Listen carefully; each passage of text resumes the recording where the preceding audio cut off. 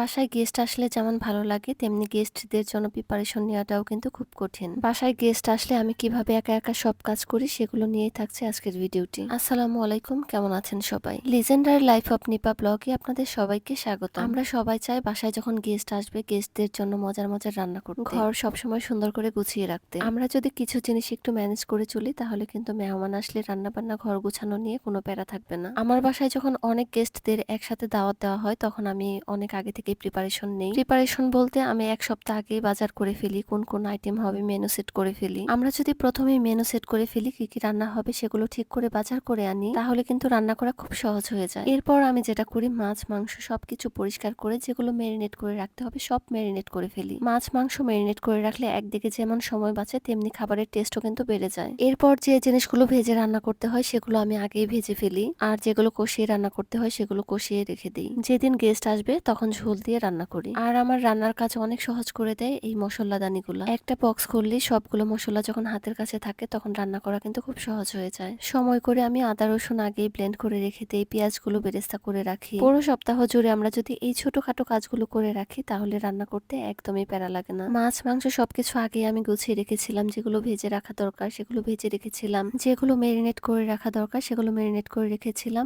আর সকালবেলা সেগুলো বের করে নিয়েছি। গরুর মাংস আমি বাজার থেকে আনার পর রান্না করে রেখে দিয়েছি। গরুর মাংস রান্না করতে যেহেতু অনেকটা সময় চলে যায় সেজন্য আগে থেকে করা থাকলে অনেক সময় বাঁচে। আর আজকে গেস্ট আসবে, আমি এখন রোস্ট গুলো রান্না করে নিচ্ছি। রোস্টের মুরগিটাও আমি আগে ভেজে রেখেছিলাম। এভাবে অল্প অল্প করে কাজ গুছিয়ে রাখলে যেদিন গেস্ট আসবে সেদিন শুধু এভাবে একটু টাচ আপ দিলে কিন্তু রান্নাটা সুন্দর হয়ে যায়। অনেকেই হয়তো গেস্ট যেদিন আসে সেদিন সবকিছু রান্না করে, তারা আসলে পারে সেজন্য আগে থেকে করে রাখে না। আমার বাসার ম্যাক্সিমাম কাজই যেহেতু আমি করি সেজন্য আমাকে একটু গুছিয়ে কাজ করতে হয়, আমাকেই রান্না করতে হয়, আমাকেই ঘর গুছাতে হয়। এখন যেদিন গেস্ট আসবে সেদিন যদি সবকিছু আমি একা একা করতে যাই তাহলে কিন্তু কোনো কাজই ভালোভাবে করতে পারবো না। একদিকে আমার ঘরও এলোমেলো থাকবে, আরেকদিকে আমার রান্নাও কমপ্লিট হবে না। এরই মাঝে আমি বেশ কয়েকটা আইটেম রান্না করে ফেলেছি, আর বাকি যে আইটেম গুলো আছে সেগুলো একটু গরম গরম রান্না করে খেলেই ভালো লাগে। সেজন্য ভাবলাম যে ঘর দোর গুছিয়ে তারপর বাকি রান্নাটা করব।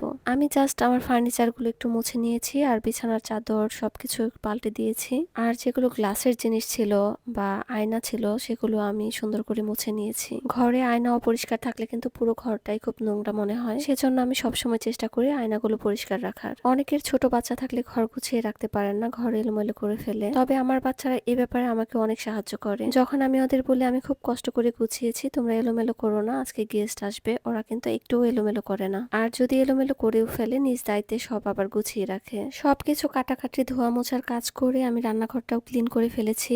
বাকি যে আইটেমগুলো আছে ভাজাভাজি সেগুলো গেস্ট বাসায় আসলে তখন আমি ভাজা শুরু করব, যাতে গরম গরম পরিবেশন করতে পারি। একটা বাসার রান্নাঘর এবং ওয়াশরুম দেখে বোঝা যায় সে কতটা পরিষ্কার পরিচ্ছন্ন থাকতে পারে। এই ব্যাপারটা সবসময় আমার মাথায় থাকে। আমার বাসায় যখনই কোনো গেস্ট আসে আমি আরো ভালোভাবে পরিষ্কার রাখার চেষ্টা করি। রান্নাঘর এবং ওয়াশরুম সবসময় আমি পরিষ্কার করে থাকি। আমার কাছে মনে হয় আমি ছাড়া আর কেউ ভালো করে করতে পারবে না। আমি যতটা হাইজিন মেনটেন করে কাজ করি অন্যরা কিন্তু সেটা সেভাবে করবে না, তাই এই জিনিসটা আমি কারো দায়িত্বে দেই না। আমি ঘরে তাজা ফুল রাখতে খুব পছন্দ করি। কাঁচা ফুল ঘরে রাখলে পুরো আমেজটাই যেন চেঞ্জ হয়ে যায়। কাঁচা ফুল ঘরে রাখলে ঘরে এত সুন্দর স্মেল ছড়ায়, মনটা খুব ভালো থাকে। বাসায় যখন গেস্ট আসার কথা থাকে তখন পুরোটা বিকেল আমি ঘর সাজাই। এমনিতেও আমি সবসময় ঘর গুছিয়ে রাখি, আর গেস্ট আসলে আরেকটু ভালো করে টাচ আপ করি আর কি। অনেকেই বাসায় মেহমান আসলে নিজে রেডি হবার টাইম পায় না, আমি নিজের জন্য কিছু টাইম রাখি। ঘরের সবকিছু যখন পরিষ্কারের কাজ হয়ে যায় এবং ঘরটা গুছিয়ে ফেলি তখন আমি নিজেও ফ্রেশ হয়ে একদম রেডি হয়ে যাই, আর সাথে বাচ্চাদেরও রেডি করে দেই। আগে থেকে প্ল্যান করে কাজ করি বলেই আমি সবকিছু সামলাতে পারি, না হলে একা একা সবকিছু সামলানো কিন্তু খুবই ঝামেলা হয়ে যায়। আমার আজকের ভিডিওটি আমি তাদের জন্য তৈরি করেছি যাদের বাসায় গেস্ট আসলে সাহায্য সহযোগিতা করার মতো তেমন কেউ নেই। ঘর গুছিয়ে পরিষ্কার পরিচ্ছন্ন করে নিজেও রেডি হয়ে আবার রান্নাঘরে চলে এসেছি।